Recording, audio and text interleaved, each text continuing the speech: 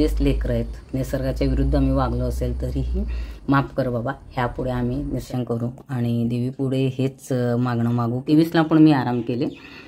23ला बऱ्याच जणांची ऑर्डर आहेत. लातूर, सोलापूर खूप नुकसान झालं. बघवत नाही आहे. हा शेतकरी जगला तरच आपण जगणार आहे. आपण कितीही काय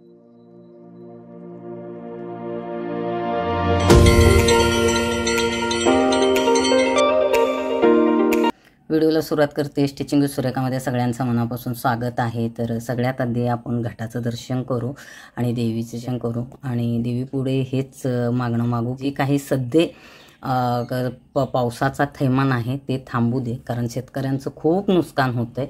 मी सोलापूर जिल्ह्यातली आहे आणि मी वाढली मामाकडे उस्मानाबाद जिल्ह्यात आणि इतका प्रचंड पाऊस आहे. कधीच तिकडं पाऊस आला नाही. सगळं नुकसान झालं आहे. शेतकरी पूर्ण बर्बाद झाला आहे. तर देवीपुढे, तुळजाभवानी पुढे हीच प्रार्थना आहे की ह्याच्यातून लवकरात लवकर त्यांची सुटका हो. आणि ह्या वर्षीचं तर पीक पूर्ण गेलं इतकं ते मनाला लागतं, कारण आम्ही शेतकऱ्यांचेच लेकरं आहेत आणि सारखं टी व्हीवर बघणं, फोनवर गावाकडे विचारणं, शेती पूर्ण हाताला आलेलं पीक गेलेलं आहे. तर घटस्थापनाच्या दिवशीचा मी कुठलाच व्हिडिओ केला नाही. मी तुम्हाला सांगते काय झालेलं आहे. तर छान अशी सगळी पूजा झाली. इकडे फ्रीज आहे म्हणून मी हे कवर ठेवलं आहे आणि अशा ह्या माळा आहेत झेंडूच्या. जसं जमते तसं मी करते, कारण इथं जागा नाही आणि आपण काहीच जास्त करू शकत नाही अशी ही परिस्थिती. ह्याच्यावर झाकते. अखंड दिवा आहे. बाहेरचं वातावरण दाखवते तुम्हाला. हे शिलाईचं इकडं काम चालू आहे. प्रचंड पाऊस चालू आहे. आत्ता थोडं उघडल्यानं आभाळ असल्यासारखं आहे. इतकं वातावरण बेकार दिसतोय. तर मी शनिवारपर्यंतचा साफसफाई आणि हे गुरुवारपर्यंतचा व्हिडिओ थोडाफार शूट केला होता. तो टाकला कशा पद्धतीने हे केलं. आणि मी 20ला वाढदिवस होतं तर तिकडे गेले होते. आणि त्या दिवशी मी पालघरलाच थांबले बहिणीकडे आणि 21ला सकाळी आले आणि दिवसभर उद्या घटस्थापना 22ची म्हणून अख्खा दिवसभर मी 21ला काम करत राहिले. आणि संध्याकाळची इतकी माझी तब्येत डाऊन झाली की मला उठायला जमत नव्हतं. मग त्या दिवशी मी झोपून राहिले. 22ला तर मला जमतच नव्हतं बिलकुल. मग सर बोलले की मी संध्याकाळी आल्यावर घटस्थापना करतो. असं कधीच होत नाही, पण माहिती नाही इतकं ते थकायला झालं होतं. साफसफाई पूर्ण झाली होती. त्या दिवसभरात कधीही केलं तर चालतं. सारखं बहिणीचा फोन, तू उठ आणि तो करून घे. आणि मग मी घटस्थापना सगळं केलं, व्यवस्थित झालं आणि झोपले. कारण मी हे जे उपवासाचे आहेत मी फक्त फळावर करते आणि अनवानी मी असते आणि जोगवाते मागते अशी आमच्याकडे पद्धत आहे. देवीने कुठून तरी बोलतात ना ताकद दिली, मार्गदर्शन केलं आणि मी परत उठून हे केले. मग 23ला पण मी आराम केले. 23ला मला काम होतं म्हणून मी पालघरला गेले आणि 24ला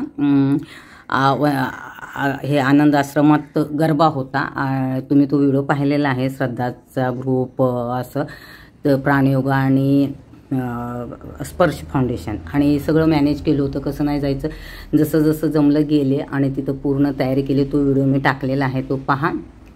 आणि मग 24ला संध्याकाळी आल्यानंतर आमच्या इथे गरबा खेळलो आणि 25ला का केलं, 25ला आय थिंक कोणता वार होता, हां त्या दिवशी भजन होतं एकाकडे, भजनाला गेलो. आणि 26ला पण मला वाटतं मी व्हिडिओ शूट केलेले आहेत. ह्याचे ते कशाचे ह्याचे गरब्याचे, भजनाचे ते सगळे एडिट करायला लागले. असं सगळं झालं. तर चालेल चला, असं सगळं झालं. आणि मी सांगितले होते की घटस्थापनेचे ह्याचे मी व्हिडिओ शक्यतो करते दरवर्षी, जसं जमेल तसं करते. पण हे सगळं झाल्यामुळं ते हे नाही जमलं. मग 24पासून रेग्युलर माझं काम चालू झालं. पण शिलाईचा लोड होता. गरब्यासाठी बऱ्याच ठिकाणी आमंत्रण होतं, तिकडं जाणं, भजनाला जाणं, ते देवीचं सगळं सकाळी पूजा अर्चा करणं, सेवा करणं, त्यानंतर काय बोलतात हे काय जोगव्याला जाणं, हे सगळं करण्यामध्ये मला बिलकुल वेळ मिळत नव्हता. म्हणले मी नंतर टाकते. आणि बऱ्याच जणांची ऑर्डर आहेत. लातूर, सोलापूर साईडचे पाऊस असल्यामुळे ते सगळे पाठवलं नाही, ते सगळं काढून ठेवलं. पण कुठंतरी आपले जे नियम आहेत किंवा घरातले जे काही आपण रीती करतो आधीपासून, ते कधीच मोडलं नाही पाहिजे. हे आधीपासून आजींनी सांगितलेलं. पण तब्येतीच्या पुढे काहीच चालत नाही असं जेव्हा लक्षात आलं की जमतच नाही. पण कुठून तरी देवीने शक्ती दिली आणि सगळं व्यवस्थित झालं. आणि घट पण खूप व्यवस्थित, आत्ता तुम्ही पाहिलं, खूप व्यवस्थित असं घट आलेलं आहे. तर ते आलं की बोलतात की सुख समाधान सगळं असतं आणि त्याच्यात जे धान्य घालतात त्याच्यावरून असं असतं की जे म्हणजे उगवलं व्यवस्थित तर त्याचं ते पुढल्या वर्षी तुम्हाला पीक चांगलं येईल त्या ह्याचं. तर शेतकऱ्यासाठी ते खूप हे असतं असं सांगतात. पण आत्ताची परिस्थिती तर ह्या वर्षीचं तर पूर्ण हातातून गेलं आहे. बऱ्याच ठिकाणी पाणी सोडलेलं आहे वरून नदी ह्याच्यावरून, तर ते धरणातून तर सगळं मातीसुद्धा वाहून गेले ज्यांचे ओढ्याच्या कडला हे आहे. आणि आमच्याकडे एक प्रॉब्लेम असा आहे की पाऊस बिलकुल नसतो, कोरड भुई आहे सगळी. आणि आम्ही लहान होतो तेव्हा ओढे ते असं भरायचे पावसाळ्यात. आत्ता अलीकडं तर ओढा ते भरलेला मी पाहिलेलाच नाही आहे. तर तो जो ओढ्याचा भाग असतो ना तो असा सपाट झालेला आहे, असं म्हणजे असं झालेलं प्लेन जागा. मग ते पाणी आलं तर ते साचणार कुठं, ते पावसाच्या ह्याच्यामध्ये ते सगळीकडेच जाणार, म्हणजे काय बोलतात शेतामध्ये जाणार. खूप नुकसान झालं आहे, बघवत नाही आहे असं. ॲक्च्युली व्हायला नाही पाहिजे, कारण जे शेतीवरतीच आहेत एक तर बियाणे खूप महाग असतात, त्यानंतर त्याची मशागत जे करतात, कामाला जे कामगार असतात त्यांना पगारी देतात. शेतकऱ्याची खरंच हालत खूप आहे. शेतकरी जगला तरच आपण जगणार आहे. आपण कितीही केलं तर पीक तर शेतातूनच येतं. जेवढ्या लवकर त्यांना मदत गव्हर्नमेंटकडून जाईल, सरकारकडून न जास्त हे करतात, त्यांना डायरेक्ट पोचलं पाहिजे त्यांच्या खात्यावरती. ते सगळं काय बोलतात शहानिशा करण्यामध्ये ह्याच्यामध्ये खूप वेळ जातो आणि त्यांचे इतक्या फेऱ्या होतात ते मदत म्हणजे खूप असं वाईट वाटतं मनातून की म्हणजे ते जे काही मदत मिळते त्याच्यासाठी किती त्यांना फेऱ्या माराव्या लागतात. तर लवकरात लवकर त्यांचे सगळे प्रॉब्लेम सॉल्व्ह हो. आणि देवी तिच्या पुढे प्रार्थना आहे की हे असं कधीच कुठंच व्हायला नाही पाहिजे. अलीकडे निसर्गाचा इतका वेगळा सगळं रूप बघायला मिळायला लागले. कदाचित आपण निसर्गाच्या विरुद्ध वागायला लागलो म्हणून हे निसर्ग आपल्यावरती भयंकर रागावलं आणि चिडलंय का असं वाटायला लागलं. कारण कधीही पाऊस येते, कधीही ऊन पडतं, कधी काही होतं, कशाचा कुठलाही भरोसा नाही. त्या साईडला कधी पाऊस नाही येणारा, असा पाऊस आला की सगळंच हे झालं. म्हणजे रात्रीचं कुणाला कळलं नाही, सकाळ उठेपर्यंत रात्री पाऊस आहे जोरात जोरात बघेपर्यंत सगळे रस्ते विस्ते सगळे असं म्हणजे दिसत नव्हते. धुमाकूळ घातलाय. काय निसर्गाच्या पुढे चालत नाही, काय आपलं चुकतंय ते हे आपणाला कळत नाही. तर असं सगळं झालंय. तर मग 24 नंतर मी रेग्युलर कामाला लागले आणि व्यवस्थित काम चाललंय.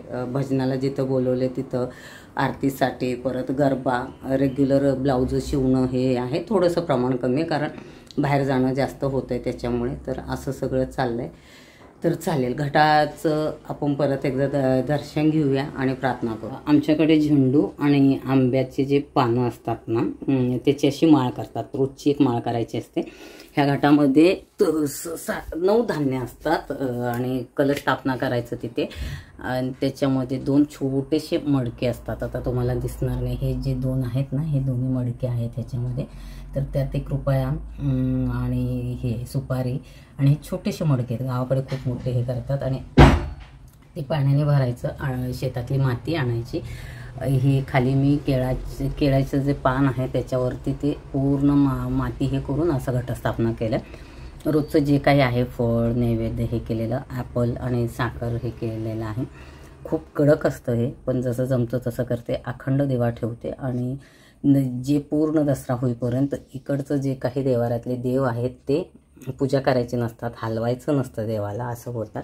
आणि ज्या दिवशी घट हे करतो त्या दिवशी पूजा करायचं. मग त्या दिवशी पण सगळे आंब्याचे हारं बिरं असं सगळं करायचं.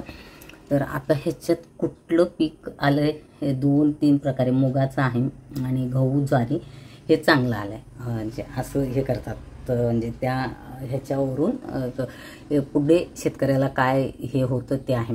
गावाकडे आराधना येतात, जागरण गोंधळ असते, परडी असते, खूप वेगळे. आमच्याकडे गरबा जास्त नसतो, आता थोडाफार होतो, पण रेग्युलर दुसऱ्यांच्या घरी जाणं, ज्यांच्याकडे परडी असतं ते माळ परडी असते त्यांच्याकडे, बऱ्याच जणांना माहिती असेल, जाऊन जोगवा मागणं, आराधना असतात आणि त्या सगळीकडे ते एक तर भजन करतात. ते असं सगळं असतं. पण इथंही माझ्या ग्रुपमध्ये मी भजन किंवा बाकी पूजा ह्या सगळ्या गोष्टी करते म्हणून कुठंतरी बरं वाटतं. आम्हाला तितक्या नेमं माहिती नाही, पण जितकं जमेल तितके आम्ही सगळ्या मैत्रिणी करतो. माझ्या व्हिडिओमध्ये नेहमी तुम्हाला दिसत असेल की म्हणजे आम्ही बाकी सगळी ॲक्टिव्हिटी करत असतो सणवार, पण ह्याही गोष्टी आम्ही तितकंच करतो. त्याच्याने खूप बरं वाटतं की चल बाबा फुल नाही फुलाची पाकळी तरी म्हणजे भेटते म्हणल्यासारखं. कारण हे गावाकडे हे खूप मिस करते मी, कारण आजीकडे माळपर्डी आहे, घड तर सगळ्याकडे असतात आणि रोजचं हे करणार जागरण गोंधळ असतं रात्री 9-10च्या नंतर. तर हे एक अंबाबाईचं देऊळ सगळ्या गावी असतं गावाकडे. मग तिथं सगळं जाणं करणं, जागरण गोंधळ, तुळजापूरला जाणं, परडी करणं, ह्या सगळ्या गोष्टी खूप मिस करते मी. पण जिथं मी राहते तिथंसुद्धा बऱ्याच गोष्टी करायला जमतात. म्हणजे सगळ्या आमच्या सखी ग्रुपमुळे भजनाला गेले की ते कुठंतरी गावाकडचं हे जागरण गोंधळने पण भजन करतो. इकडे गरबा आहे तर गरबा खेळायला जातो, देवीची आरती करतो, नवदेवीला जाऊन दर्शन करतो, ओटी भरतो आणि अष्टमीला नवमीला जेव्हा जमेल तेव्हा मुलींना कन्या भोजन करणं, हे सगळं जसं जमेल तसं करतो. तर आपल्या ज्या काही रीती आहेत आपण केलं तर आपल्या मुलांना कळतं ते की आपली आई काय करते ते बघतात. आपण फक्त सांगितलं तर त्यांना ते समजत नाही.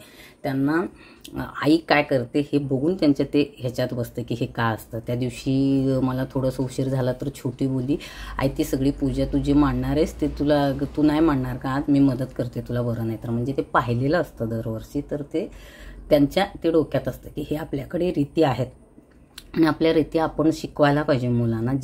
सगळीकडे वेगवेगळं आहे, पण हे 9 दिवस आणि दसरा पूर्ण देवीचं जागरण गोंधळ, देवीची सेवा हेच आहे सगळीकडं बघायला गेलं तर. दुसरं त्याचं काहीच हे नाही.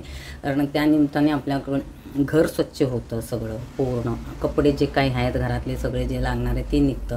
त्या निमित्ताने कोपरा ना कोपरा, काना ना काना स्वच्छ होतं बोलतात. आणि हे आपले जे भारताची संस्कृती ती खूप चांगली, ती आपली जपली पाहिजे आणि त्याप्रमाणे आपण वागलो तर आपलं निसर्गसुद्धा आपणाला साथ देईल आणि आपलं शरीरसुद्धा आपणाला साथ देईल. तर आजचा व्हिडिओ मी इथं संपवते. व्हिडिओला लाईक, कमेंट, शेअर, सबस्क्राईब करायला विसरू नका. भेटते पुढच्या व्हिडिओमध्ये. बाकी सगळे व्हिडिओ मी एका दिवसाला 2-2 टाकणार आहे असं बघते. प्लीज व्हिडिओला रिप्लाय करा, कमेंट करा, शेअर करा, सबस्क्राईब करा. परत एकदा देवीच्या चरणी आपण प्रार्थना करूया. शेतकऱ्यावरचं किंवा बाकी सगळी ठिकाणी पण पावसाचा जो कहर आहे ते थांबू दे. आणि जेच लेकरं आहेत निसर्गाच्या विरुद्ध आम्ही वागलो असेल तरीही माफ कर बाबा. ह्यापुढे आम्ही निसर्गासोबत कुठलीही खेळ खेळणार नाही आणि जसे नियम आहेत तसे वागू, अशी प्रार्थना करूया. तर चालेल, चला भेटते पुढच्या व्हिडिओमध्ये. धन्यवाद.